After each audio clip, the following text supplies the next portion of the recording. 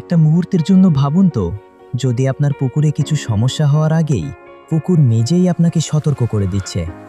রাত 2টোর সময় শুধু আন্দাজ না করে যদি একটা সংকেত পান, জলে দ্রবীভূত অক্সিজেন কমে যাচ্ছে, এখনই ব্যবস্থা নিতে হবে। ভাবুন তো, এই একটি সতর্কবার্তা কতটা ক্ষতি আটকাতে পারে।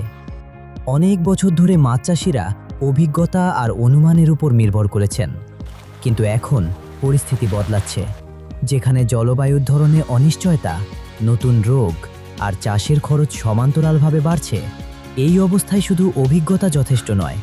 তাই তো শুরু হয়েছে নতুন পরিবর্তন, স্মার্ট বা বুদ্ধিনির্ভর মাছ চাষ, যেখানে বিভিন্ন সংবেদনশীল যন্ত্র বা আইওটি সেন্সর, তাৎক্ষণিক জলের মান পর্যবেক্ষণকারী ডিভাইস এবং কৃত্রিম বুদ্ধিমত্তা ভিত্তিক বিশ্লেষণ, এই প্রযুক্তিগুলো ধীরে ধীরে দৈনন্দিন মাছ চাষের অংশ হয়ে উঠছে। আর এখন এটি শুধু বড় খামারে সীমাবদ্ধ নয়। আসাম থেকে অরুণাচল প্রদেশ পর্যন্ত ছোট চাষিরাও এখন তথ্য নির্ভর সহায়তা পাচ্ছেন। এই ক্ষেত্রে সঠিক সময়ে সঠিক তথ্য থাকলে চাষিরা ঝুঁকি কমাতে পারেন, উৎপাদন বাড়াতে পারেন এবং আরও আত্মবিশ্বাসের সঙ্গে সিদ্ধান্ত নিতে পারেন।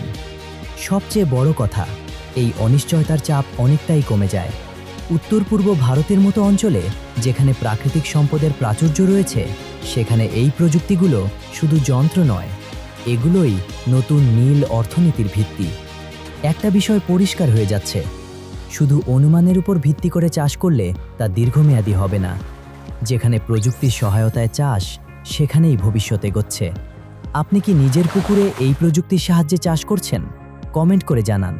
আর আরও এমন ফিশারি সম্পর্কিত তথ্য জানতে ফলো করুন ফিশারি নিউজ বাংলা।